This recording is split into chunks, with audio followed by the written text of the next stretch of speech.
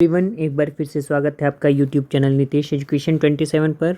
Friends, जैसा कि last class में हम लोग पढ़ रहे थे मेथड्स ऑफ साइकोलॉजी, तो मनोविज्ञान की अध्ययन विधियां का जो हमने सबसे पहला जो पढ़ा था, सबसे पहला पार्ट हम लोगों ने पढ़ा था अंतर्निरीक्षण विधि या इंट्रोस्पेक्शन मेथड।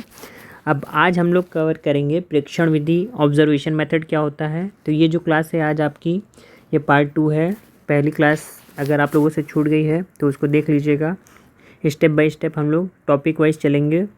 तो स्टार्ट करते हैं। प्रेक्षण विधि क्या होता है, सबसे पहले इसे देख लेते हैं। तो सबसे पहले थोड़ा सा बैकग्राउंड समझ लेते हैं प्रेक्षण विधि का। तो प्रेक्षण विधि देखिए है क्या। प्रेक्षण विधि मनोविज्ञान की दूसरी प्रमुख विधि है। सन 1913 में जब वॉटसन ने व्यवहारवाद की स्थापना की तो मनोविज्ञान को नए ढंग से परिभाषित करते हुए कहा गया कि मनोविज्ञान व्यवहार का विज्ञान है जिसका अध्ययन विधि अंतर्निरीक्षण न होकर प्रेक्षण विधि है। ठीक है, यानी यहाँ पर देखिए एक इम्पॉर्टेंट पॉइंट इस लाइन में ही आ गया है क्वेश्चन के पॉइंट ऑफ व्यू से कि व्यवहारवाद की स्थापना किसने की। तो व्यवहारवाद की स्थापना अगर हम कहें तो व्यवहारवाद की स्थापना की है वॉटसन ने। ठीक है, 1913 ईस्वी में वॉटसन ने व्यवहारवाद की स्थापना की। तो शुरुआत में जब अंतर्निरीक्षण विधि पॉपुलर हो गई थी तो उसके बाद ये हुआ कि धीरे धीरे उसमें विश्वसनीयता की कमी होने लगी। तो उसके बाद वॉटसन ने जब व्यवहारवाद की स्थापना की तो यहाँ से कहा जाने लगा कि जो मनोविज्ञान के व्यवहार की अध्ययन विधि है वो अंतर्निरीक्षण ना होकर के ऑब्जर्वेशन होना चाहिए। अब आगे देखिए क्या है। इस विधि में होता क्या है, अध्ययनकर्ता जो होता है या रिसर्चर होता है वो प्राणी या जीव के व्यवहारों को निष्पक्ष भाव से, निष्पक्ष भाव का मतलब कोई बायसिंग नहीं, कोई प्रिजुडिस नहीं होती है। ठीक है, निष्पक्ष भाव से क्या करता है, अध्ययन करता है, प्रेक्षण करता है, अवलोकन करता है। आगे देखिए क्या है। अपने अवलोकन के आधार पर वह एक विशेष रिपोर्ट तैयार करता है जिसका विश्लेषण कर वह उस प्राणी के व्यवहार के बारे में एक निश्चित निष्कर्ष पर पहुंचता है। यानी सबसे पहले डेटा गैदर करता है, फिर एनालिसिस करता है, एनालिसिस करने के बाद जो है आपका रिपोर्ट तैयार करता है या रिकॉर्ड्स तैयार करता है। स्पेलिंग मिस्टेक हो सकती है तो थोड़ा सा मैं जो बोल रहा हूँ उसको ध्यान से सुनिएगा। आगे देखिए क्या है। ऑब्जर्वेशन को वस्तुनिष्ठ बनाने के लिए प्राणी के व्यवहारों का अवलोकन वह भिन्न भिन्न परिस्थितियों में करता है। कौन, रिसर्चर। यानी कि मान लीजिए एक बार ऑब्जर्वेशन करने के बाद ही हम किसी निष्कर्ष पर नहीं पहुंच जाएंगे। रिसर्चर करता क्या है, मान लीजिए एक ही परिस्थिति में बार बार क्या है, जब तक संभव हो तब तक ऑब्जर्वेशन करता है और उसके बाद फाइनल रिजल्ट जो है तैयार करता है। कई बार ऐसा होता है कि एक रिसर्चर एक ही एक्सपेरिमेंट करके बोर हो जाता है तो वहाँ पर क्या होता है, ऑब्जर्वेशन करने के लिए कई लोगों को नियुक्त कर लिया जाता है, कई रिसर्चर को नियुक्त कर लिया जाता है। ठीक है, इस विधि को वस्तुनिष्ठ प्रेक्षण विधि भी कहा गया है। इसीलिए देखिए यही कारण है कि जो ऑब्जर्वेशन मेथड है उसे ऑब्जेक्टिव ऑब्जर्वेशन मेथड भी कहा जाता है। क्यों कहा जाता है, क्योंकि एक ही परिस्थिति को बार बार परीक्षण किया जाता है, अवलोकन किया जाता है, उसके बाद इसका निष्कर्ष निकाला जाता है। यानी कि जो रिसर्चर होता है वो प्राणी के या जो भी ऑब्जेक्ट हैं या सैंपल्स हैं उनके दोनों तरह के व्यवहार, अब दोनों तरह के व्यवहार कौन कौन से, एक एक्सटर्नल बिहेवियर जैसे दौड़ना, रोना, खेलना, तथा दूसरा इंटरनल बिहेवियर, दोनों का अवलोकन करता है। इंटरनल बिहेवियर में क्या है, जैसे मान लीजिए ब्लड प्रेशर है, हार्ट बीट है, इसका भी ऑब्जर्वेशन रिसर्चर करता है। तो ये था थोड़ा सा इसका बैकग्राउंड प्रेक्षण विधि का, ऑब्जर्वेशन मेथड का। अब थोड़ा सा टेक्निकल आते हैं, इसका डेफिनेशन देखते हैं। तो प्रेक्षण विधि के स्वरूप की बात करें, नेचर ऑफ ऑब्जर्वेशन मेथड, तो देखिए क्या लिखा है जैसा कि आपकी स्क्रीन पर दिख रहा है। प्रेक्षण विधि एक ऐसी विधि है जिसमें शोधकर्ता यानी रिसर्चर व्यक्ति के व्यवहारों यानी कि जो भी सैंपल्स हैं उनके बिहेवियर एंड घटनाओं के दृश्य, विजुअल एवं श्रव्य, ऑडिबल पक्षों को क्रमबद्ध ढंग से देखकर सुनकर उसका रिकॉर्ड तैयार करता है। यानी अवलोकन का मतलब क्या होता है, जो चीज़ हम देख रहे हैं, व्हाट वी हैव सी या what we are seeing, what we are listening, उसका हम लोग जब सिस्टमेटिकली जो है रिकॉर्ड तैयार करते हैं तो वो हमारा ऑब्जर्वेशन कहलाता है। ठीक है, यानी ऑब्जर्वेशन मेथड में जो डेटा होता है, डेटा संग्रह करते समय शोधकर्ता यह परसेप्शन करता है कि लोग क्या कर रहे थे, क्या कह रहे हैं, और वह जो कुछ भी देखता एवं सुनता है उसे रिकॉर्ड कर लेता है। यानी कि आपके सामने जो कुछ हो रहा है आप उसे देख रहे हैं, सुन रहे हैं और उसके बाद आप उसका रिकॉर्ड कर ले रहे हैं। बाद में उसका सांख्यिकी विश्लेषण कर जो है रिसर्चर क्या है, एक निश्चित निष्कर्ष पर पहुंच जाता है। यानी कि सबसे पहले आप क्या कर रहे हैं, ऑब्जर्व कर रहे हैं, उसके बाद रिकॉर्ड कर रहे हैं, उसके बाद स्टैटिस्टिकल एनालिसिस कर रहे हैं, उसके बाद आप किसी निष्कर्ष पर पहुंच जा रहे हैं। यानी कि विभिन्न शोध वैज्ञानिक ने प्रेक्षण विधि को भिन्न भिन्न ढंग से परिभाषित किया है। यदि इन वैज्ञानिकों द्वारा बतलाए गए अर्थ में थोड़ी भिन्नता है, फिर भी प्रेक्षण का एक मान्य एवं संतोषजनक परिभाषा हम क्या दे सकते हैं। अब देखिए, अगर हम 2 लाइन में बात करें कि प्रेक्षण या ऑब्जर्वेशन क्या है, तो ऑब्जर्वेशन डेटा संग्रहण के रूप में एक ऐसी टेक्निक को कहा जाता है जिसके द्वारा विशिष्ट प्रकार की परिस्थितियों, यानी कि परिस्थितियां देखिए कैसी है, स्पेसिफिक कंडीशन है, प्राणियों से संबंधित उन व्यवहारों का चयन, ठीक है, उन व्यवहारों का चयन, उत्तेजन यानी स्टिमुलेशन, अभिलेखन यानी रिकॉर्डिंग और कूट संकेतन यानी कोडिंग किया जाता है जो शोध के उद्देश्यों से संगत होते हैं। अच्छा, ये देखिए, ये जो 4 चीज़ मैंने बताई इसे सब प्रोसेस भी कहते हैं, किसका, ऑब्जर्वेशन मेथड का, किसे, सिलेक्शन, स्टिमुलेशन, रिकॉर्डिंग और कोडिंग, इसे सब प्रोसेस भी कहते हैं, किसका, ऑब्जर्वेशन मेथड का। अब आगे अगर हम बात करें, थोड़ा सा एडिशनल इसमें जोड़ना चाह रहा हूँ, जैसे मान लीजिए अगर सब प्रोसेस की बात करें, सब प्रोसेस जो है ऑब्जर्वेशन मेथड का क्या कह सकते हैं। सबसे पहले जैसा कि हमने देखा, सिलेक्शन करता है, फिर स्टिमुलेशन, फिर रिकॉर्डिंग, यानी सिलेक्शन, फिर स्टिमुलेशन, फिर रिकॉर्डिंग और फिर उसके बाद कोडिंग, ठीक है, कोडिंग करता है कौन, रिसर्चर करता है। अब इस यानी कि ये जो है इसका सब प्रोसेस है, पूछा जा सकता है कि ऑब्जर्वेशन मेथड के सब प्रोसेस क्या क्या हैं। तो ये जो है हमारे सब प्रोसेस हैं, इसको नोट कर लीजिएगा। अब देखिए, पीवी यंग क्या कहते हैं, थोड़ा सा छोटा होगा, मैं इसे बड़ा कर दे रहा हूँ। प्रेक्षण एक ऐसी विधि है जिसमें मानव व्यवहार और मनोविज्ञान की उन सभी समस्याओं या घटनाओं का अध्ययन किया जाता है जो दिखाई देती है, ठीक है। अब पीवी यंग क्या कहते हैं, 1988 में उन्होंने कहा है, प्रेक्षण नेत्रों के द्वारा किया गया स्वाभाविक घटनाओं के संबंध में एक ऐसा क्रमबद्ध तथा सुविचारित अध्ययन है, यानी सिस्टमैटिक, जो उनके घटित होने के समय पर किया जाता है, यानी जब वो इवेंट घटित हो रहा है तब कर लिया जाता है। प्रेक्षण का उद्देश्य विषम सामाजिक घटनाओं, संस्कृति के प्रतिरूपों अथवा मानव व्यवहारों के अंतर्गत सार्थक अंतर संबंधित तत्वों के स्वरूप तथा विस्तार को ज्ञात करना होता है। तो ये थी प्रेक्षण की डेफिनेशन। अब आगे हम लोग देखेंगे इसकी विशेषताएं, कैरेक्टरिस्टिक्स क्या हैं। देखिए, तो प्रेक्षण की कैरेक्टरिस्टिक्स, जैसे प्रेक्षण हमेशा उद्देश्यपूर्ण तथा सूक्ष्म होता है, यानी कि कोई भी ऑब्जर्वेशन पर्पजिव होता है, ठीक है, पर्पजिव होता है सबसे पहली चीज़। दूसरा, सूक्ष्म होता है, सूक्ष्म का मतलब स्पेसिफिक, यानी गोल स्पेसिफिक, विशिष्ट उद्देश्यों की पूर्ति के लिए हम जो है प्रेक्षण या ऑब्जर्वेशन का उपयोग करते हैं। तो यहाँ पर ये लिखा है। आगे अगर हम बात करें, देखिए क्या है, दूसरे शब्दों में यह कहा जा सकता है कि प्रेक्षक या रिसर्चर किसी उद्देश्य से प्राणी के व्यवहार के किसी खास पहलू पर अधिक ध्यान देते हुए प्रेक्षण करता है। जैसा कि मैंने कहा, विशेष उद्देश्य होता है, स्पेसिफिक ऑब्जेक्टिव इसमें फुलफिल होता है। तो यहाँ पर बार बार मैं रिसर्चर बोल रहा हूँ, या प्रेक्षक कह लीजिए, चाहे रिसर्चर कह लीजिए, चाहे ऑब्जर्वर कह लीजिए, बात एक ही है, तो कन्फ्यूज़ ना होइएगा।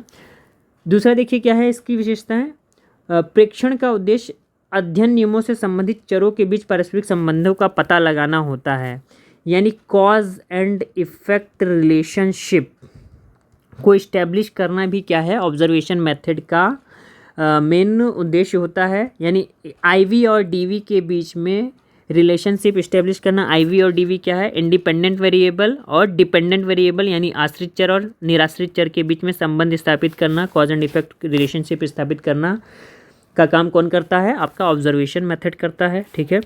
अब ऑब्जर्वेशन मेथड के अब हम लोग टाइप की बात करते हैं। तो देखिए, टाइप की बात करें तो टेक्निकली बात करें तो 6 टाइप्स के होते हैं, लेकिन यहाँ पर मैंने केवल 4 ही दिखाए हैं और यहाँ पर थोड़ा सा मिसप्रिंट हो गया है। ये 3 प्रकार नहीं 4 प्रकार के होते हैं, और वैसे तो जैसे मैंने बताया 6 प्रकार के होते हैं। अब कौन कौन से देखिए, सबसे पहले आता है पार्टिसिपेंट ऑब्जर्वेशन या सहभागी प्रेक्षण। दूसरा है आपका नॉन पार्टिसिपेंट ऑब्जर्वेशन, तीसरा है आपका नेचुरलिस्टिक ऑब्जर्वेशन या असिस्टमेटिक या अनकंट्रोल्ड ऑब्जर्वेशन। देखिए नेचुरलिस्टिक ऑब्जर्वेशन को ही हम लोग असिस्टमेटिक या अनकंट्रोल्ड ऑब्जर्वेशन, अनियंत्रित या अक्रमबद्ध प्रेक्षण भी कह सकते हैं, कहते हैं। ये क्वेश्चन पूछा जा सकता है तो इसको मार्क आउट कर लीजिएगा। फोर्थ है आपका कंट्रोल्ड या सिस्टमेटिक ऑब्जर्वेशन या फिर नियंत्रित प्रेक्षण या ऑब्जर्वेशन या ऑब्जर्व, है ना। आगे अगर हम बात करें जो पांचवा और छठा मैं कह रहा हूँ, पांचवा एक होता है category system observation method. Category system, ध्यान से सुनिएगा, कैटेगरी यानी वर्गीकरण व्यवस्था, और छठा है आपका रेटिंग व्यवस्था, रेटिंग व्यवस्था ऑब्जर्वेशन सिस्टम, रेटिंग सिस्टम, ठीक है। ये छठा है। तो कैटेगरी और रेटिंग खैर काफ़ी टेक्निकल हो जाता है और काफ़ी डीपली पढ़ना हो तो फिर इसको डिस्कस करेंगे। बाकी हम लोग participant observation, non participant observation क्या होता है इसको देख लेते हैं, बाकी के 4 प्रकार। तो जैसा कि देखिए सबसे पहले अगर हम बात करें पार्टिसिपेंट ऑब्जर्वेशन क्या होता है, तो पार्टिसिपेंट ऑब्जर्वेशन नाम से ही देखिए पता चल रहा है, ऐसा ऑब्जर्वेशन जिसमें जो ऑब्जर्वर होता है वो खुद भाग लेता है। यानी पार्टिसिपेंट ऑब्जर्वेशन में क्या होता है, जो ऑब्जर्वर होता है, जो रिसर्चर होता है, वो जिस भी ग्रुप का, जिस भी समूह का अध्ययन करना चाहता है उसमें वह खुद प्रतिभाग करता है, ठीक है। तो इसमें क्या होता है, इसके अंतर्गत प्रेक्षक जिनके व्यवहार का अवलोकन या अध्ययन करना चाहता है उनके उस समूह का हिस्सा बनकर, यानी रिसर्चर क्या है, उस समूह का हिस्सा बनकर जो है उनके क्रियाकलापों में सहयोग देता है तथा साथ साथ उनके व्यवहारों का प्रेक्षण व अध्ययन भी करता है, ठीक है। तो जो आपका सहभागी प्रेक्षण माफ़ कीजिएगा, जो पार्टिसिपेंट ऑब्जर्वेशन मेथड होता है उसमें ऑब्जर्वर जो है व्यक्ति के क्रियाकलापों में सक्रिय भाग लेता है, ठीक है। यहाँ पर ये समझ में आया, तो पार्टिसिपेंट ऑब्जर्वेशन मेथड समझ में आया। नेक्स्ट है आपका नॉन पार्टिसिपेंट ऑब्जर्वेशन मेथड। अब नॉन पार्टिसिपेंट की बात करें तो देखिए नॉन पार्टिसिपेंट ऑब्जर्वेशन मेथड में क्या होता है, जो प्रेक्षण होता है या जो ऑब्जर्वर होता है वो उस ग्रुप में भाग नहीं लेता है, मतलब उस प्रयोग में या जिसका भी अध्ययन किया जा रहा है, जिस भी ग्रुप का, उसमें कोई भी भाग नहीं लेता है। वह केवल निष्क्रिय रूप से उस ग्रुप का निरीक्षण कर रहा होता है दूर से ही, ठीक है। दूसरी चीज़ बात करें तो देखिए मेन डिफरेंस पार्टिसिपेंट और नॉन पार्टिसिपेंट में ये है, मान लीजिए यहाँ पार्टिसिपेंट मैंने बना दिया, यहाँ नॉन पार्टिसिपेंट बना दिया। तो पार्टिसिपेंट में क्या होता है, ऑब्जर्वर का परिचय प्रायः छिपा रहता है, ठीक है। यानी सहभागी प्रेक्षण में प्रेक्षक का परिचय, सहभागी यानी पार्टिसिपेंट में जो ऑब्जर्वर होता है उसकी आइडेंटिटी हाइड कर दी जाती है, यानी वह अपनी पहचान छिपा लेता है। लेकिन जो नॉन पार्टिसिपेंट या असहभागी प्रेक्षण है उसमें प्रायः जो प्रेक्षक है व्यक्तियों के बीच में बैठकर उनके व्यवहारों का प्रेक्षण करता है, अतः उनका परिचय छिपा होने का प्रश्न ही नहीं रहता, ठीक है। तो यह है आपका मेन डिफरेंस इसमें। और देखिए क्या है, अगर सहभागी प्रेक्षण की बात करें, पार्टिसिपेंट ऑब्जर्वेशन की बात करें, तो ये जो है असंगठित होता है। कैसा होता है, अनस्ट्रक्चर्ड होता है, अनस्ट्रक्चर्ड। लेकिन जो आपका असहभागी है, नॉन पार्टिसिपेंट है, वो स्ट्रक्चर्ड होता है। कैसा होता है, स्ट्रक्चर्ड होता है, संरचित होता है, ठीक है। तो ये मेन डिफरेंस है आपका सहभागी प्रेक्षण तथा असहभागी प्रेक्षण में अंतर है। अब आगे अगर हम बात करें तो हमारा एक है नेचुरलिस्टिक, ठीक है। नेचुरलिस्टिक या स्वाभाविक या जिसे हम कहते हैं असिस्टमेटिक या अनकंट्रोल्ड ऑब्जर्वेशन। तो कंट्रोल्ड और अनकंट्रोल्ड ऑब्जर्वेशन की बात करें तो यहाँ पर थोड़ा सा पहले मैं इसको जो है कि कैटेगरी बना लेता हूँ। ये कंट्रोल्ड के लिए, ये अनकंट्रोल्ड या फिर कह लीजिए अनकंट्रोल्ड को ही हम कहते हैं नेचुरलिस्टिक या असिस्टमेटिक, ठीक है। अब आगे देखिए क्या है, तो जो अनकंट्रोल्ड सिचुएशन होता है, और माफ़ कीजिएगा ऑब्जर्वेशन मेथड होता है, उसमें एक स्वाभाविक परिस्थिति होती है।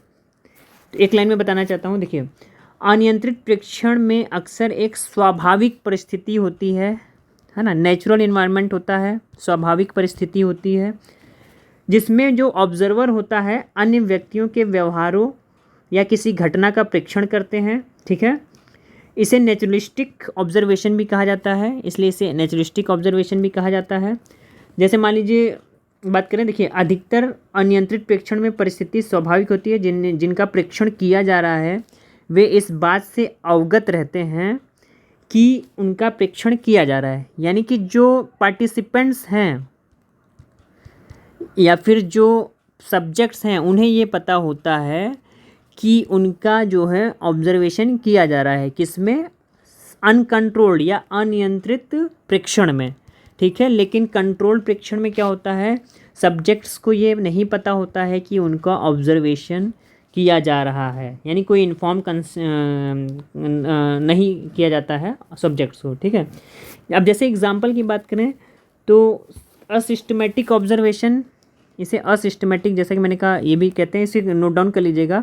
अनकंट्रोल्ड, नेचुरल या असिस्टमेटिक ऑब्जर्वेशन, या स्वाभाविक या अनियंत्रित या अक्रमबद्ध प्रेक्षण, सारे एक ही नाम है। तो इसका एग्जांपल की बात करें तो जैसे मान लीजिए जैसे कोई रिसर्चर है, वो बस में बैठे व्यक्तियों की भीड़ भाड़, माफ़ कीजिएगा, बस में बैठे व्यक्तियों की भीड़ व्यवहार का अचानक परीक्षण करना शुरू कर देता है। जैसे मान लीजिए कोई रिसर्चर है, वो किसी बस में बैठ गया, तो बस में बैठते ही वो जो पब्लिक है उसकी भीड़ के व्यवहार का, यानी भीड़ व्यवहार का जो है उसने परीक्षण करना शुरू कर दिया।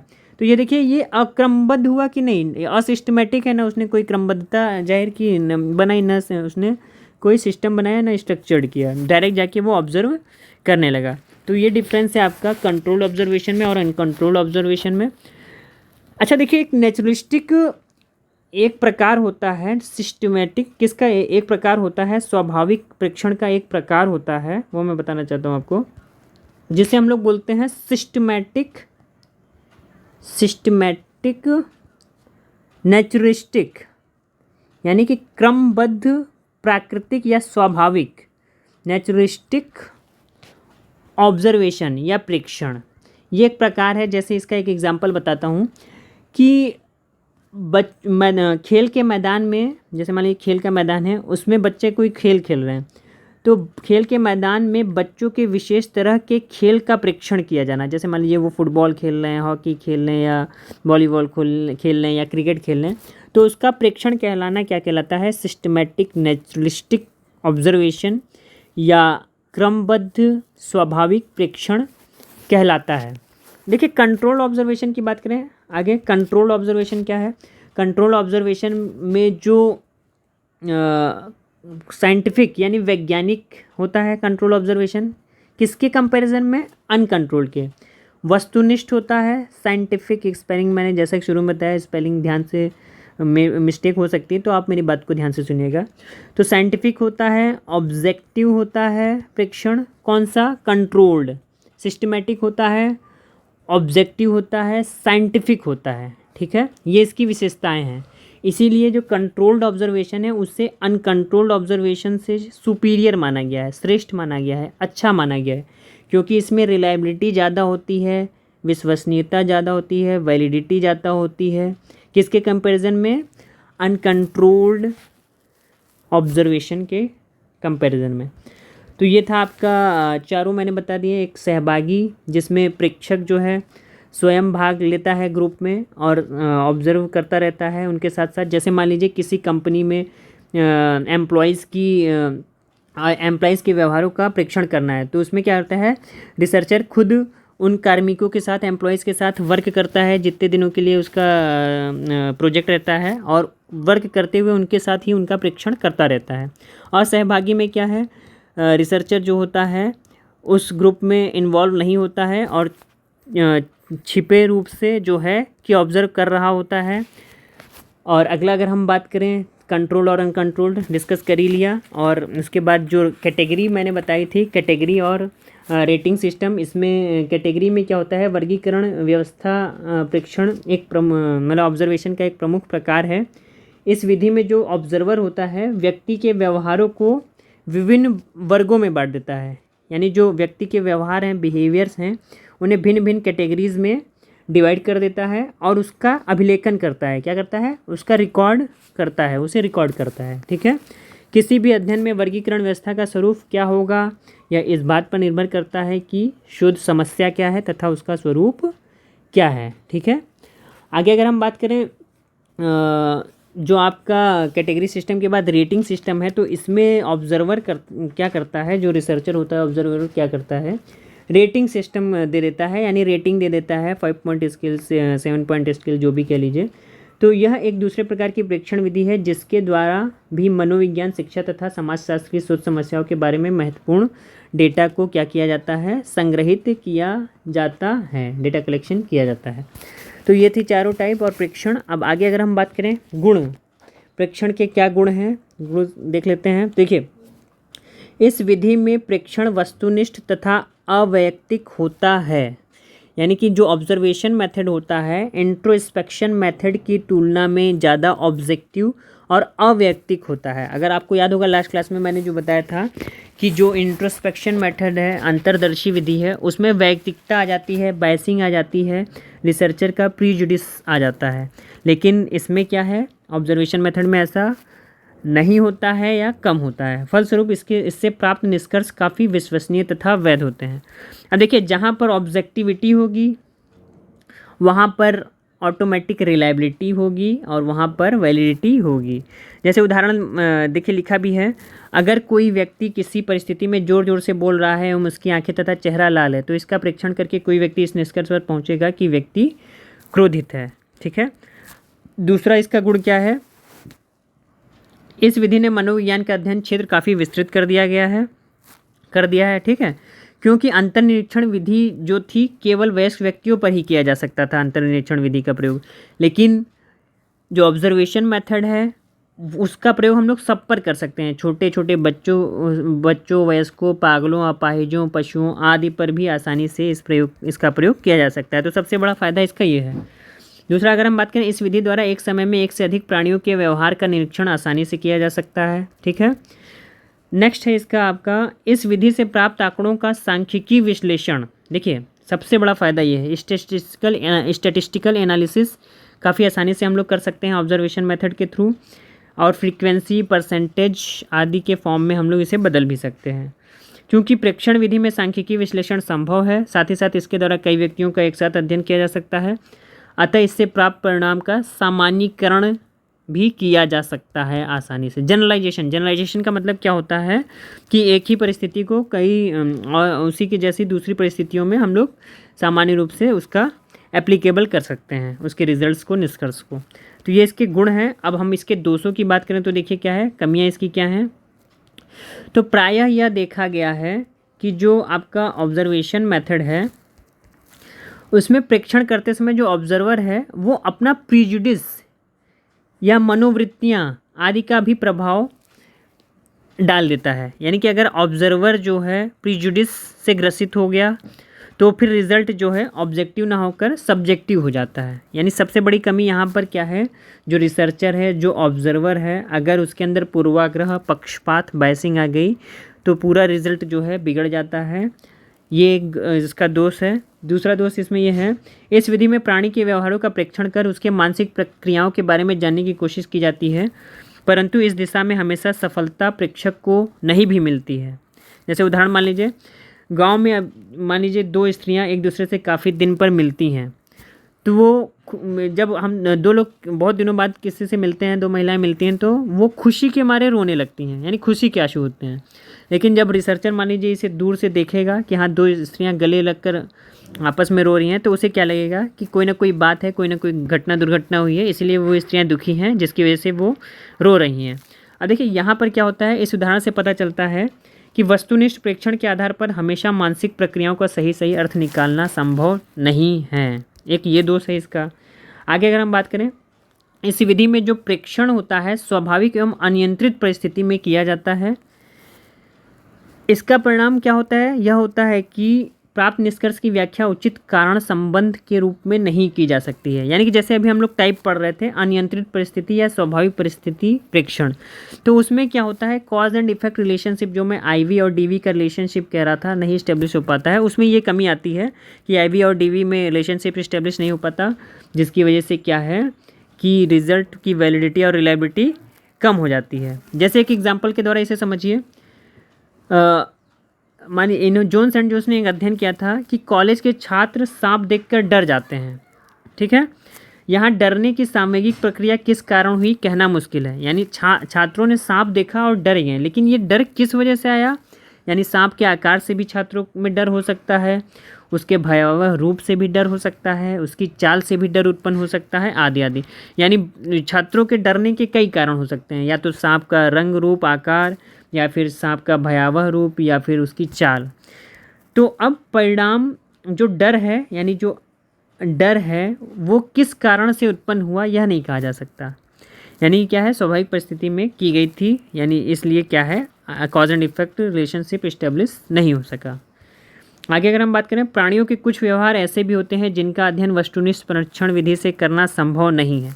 अब ऑब्जर्वेशन मेथड से कुछ बहुत से व्यवहार ऐसे हैं जिसे नहीं हम लोग ऑब्जर्व कर सकते हैं। जैसे मान लीजिए एक उदाहरण लेते हैं, जो स्त्री और पुरुष के सेक्सुअल बिहेवियर हैं उनका अध्ययन प्रेक्षण विधि से करना संभव नहीं है। क्यों? क्योंकि कोई भी स्त्री या पुरुष ये नहीं चाहेगा कि उसके लैंगिक व्यवहार पब्लिक किए जाएं और वो अपने दूसरों से इन सारी चीज़ों को शेयर करे। तो ऑब्जर्वेशन मेथड का एक अवगुण या दोष ये भी कह सकते हैं। आगे अगर हम बात करें, देखिए फाइनली इन गुण दोषों को ध्यान में रखते हुए यही कहा जा सकता है कि इस विधि को मनोविज्ञान का एक अभिन्न विधि माना जा सकता है, क्योंकि समूह व्यवहारों के अध्ययन में यह विधि अन्य विधि से विशेष रूप से उत्तम समझी जाती है। तो ये आज हम लोगों ने जो पढ़ा ये था आपका ऑब्जर्वेशन मेथड और उसके टाइप्स। आशा करता हूँ ये कॉन्सेप्ट आपको समझ में आया होगा। अगर फिर भी कोई कन्फ्यूजन है तो मुझसे आप कमेंट के द्वारा पूछ सकते हैं। और अगर आप UGC net paper first, paper 2 education and psychology, साथ ही साथ PGT psychology, PGT education, PhD notification पाना चाहते हैं और किसी भी प्रकार की रेगुलर अपडेट्स पाना चाहते हैं जॉब से रिलेटेड, तो चैनल को जरूर सब्सक्राइब, लाइक एंड शेयर कीजिए। अब हम लोग नेक्स्ट क्लास में नेक्स्ट मेथड पढ़ेंगे। मिलते हैं नेक्स्ट वीडियो में। आशा करता हूँ ये वीडियो समझ में आया होगा। Thank you so much. आपका दिन शुभ हो।